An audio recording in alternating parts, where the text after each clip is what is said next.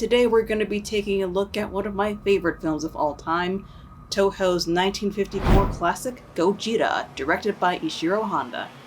The ocean surface boils white hot and a Japanese freighter mysteriously vanishes in the Pacific. Rescue boats meet the same fate, and the superstitious villagers of Odo Island fear an ancient legend has come true, the legend of Godzilla. Reawakened from eons-long sleep by an H-bomb test, the behemoth seeks revenge on the civilized world, turning Tokyo into a wasteland of atomic fire and rubble. Caught in the monster's path of destruction are young lovers Emiko and Ogata, who must betray their friend Dr. Serizawa, a brilliant but tormented scientist, in order to save the world. Alrighty, let's start with some fun facts about the film. As I mentioned, this film was made in 1954, just 9 years after the atomic bombings of Hiroshima and Nagasaki. The film was partly inspired by a real-life incident in which a Japanese fishing boat called the Lucky Dragon was contaminated by a nuclear fallout from a thermonuclear weapon test conducted by the United States. Gojira was also partly inspired by the 1953 film Beast from 20,000 Fathoms, directed by Eugene Mori. That film used stop motion, which is what art director Eiji Tsuburaya originally wanted to do for Gojira, but it wasn't in the budget, so he pioneered the technique that's known today as suitmation. We'll come back to that when I talk more about production design and special effects, but for now, let's talk really quickly about the story. Yeah, I know, who watches a Godzilla movie for the story, right? But just bear with me for a minute.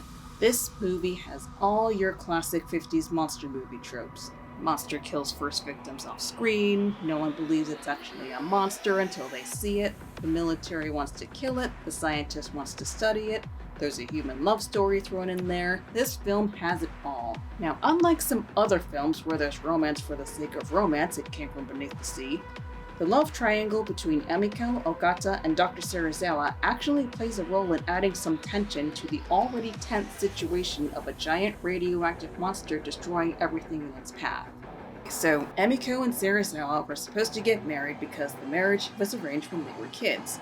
But Emiko's like, yeah, I've always thought of this guy as more like a brother, so she's been dating Ogata instead since she's actually in love with him. Serizawa has no idea this is happening. Meanwhile, he's been working on a secret experiment which turns out to be something that could kill everybody if it got into the wrong hands. He tells Emiko about it and makes her promise not to tell anyone, and she agrees until she realizes, hey, this thing could actually solve our Godzilla problem. So she tells Ogata, they both tell Serizawa, hey, we need to use your doomsday weapon to kill Godzilla, and Serizawa finds out that not only did Emiko break her promise to keep her mouth shut, but she's choosing some random guy over him. I personally think that the human characters add to the watching experience, which is why I never fast forward through the human parts when watching a Godzilla movie, but that's just me. So many of you watching probably aren't huge Godzilla nerds like I am, and most likely think of the entire franchise as just a bunch of silly movies with poor dubbing and cheesy special effects. Oh yeah, the dubbing can be pretty bad, and Godzilla did have a goofy phase in the 60s and 70s.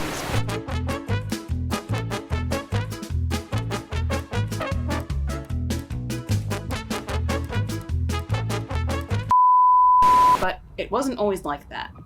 Now, like I said, this film was made just 9 years after the atomic bombings of Hiroshima and Nagasaki. These horrific, traumatic events were still fresh in the minds of Japanese audiences.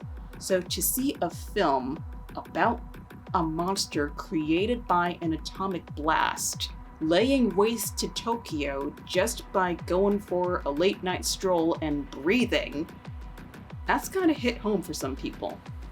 Just the cinematography and the production design is enough to trigger PTSD. Remember when I mentioned the Lucky Dragon incident? Take a look at the opening scene of the film where Godzilla claims his first victims off screen. You see a bright flash of light. That's similar to what you would see during an atomic blast. As a matter of fact, many shots in the film were meant to mimic the aftermath of such a blast. Let's play a game. It's called, Which of These Pictures is from the Film?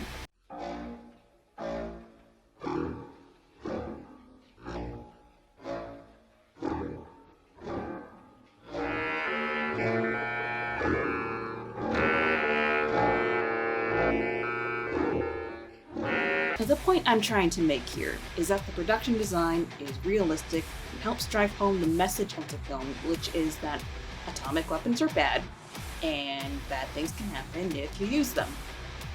On that note, let's talk about the king of the monsters himself. The original Godzilla suit was made of liquefied latex designed to look like the skin of something that's been through an atomic blast. It was stuffed with cloth and bamboo, and everything was held together with chicken wire.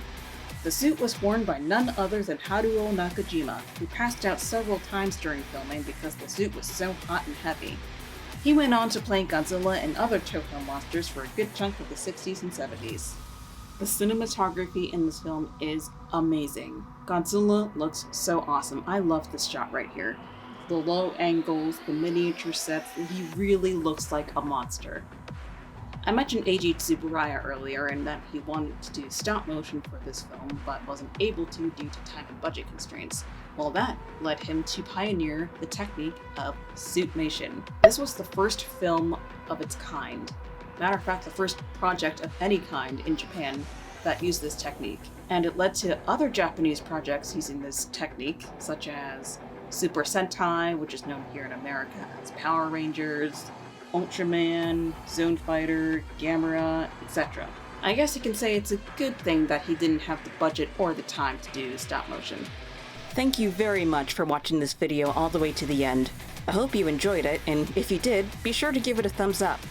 If you'd like to see more Godzilla content from me, feel free to subscribe for a new video every Tuesday.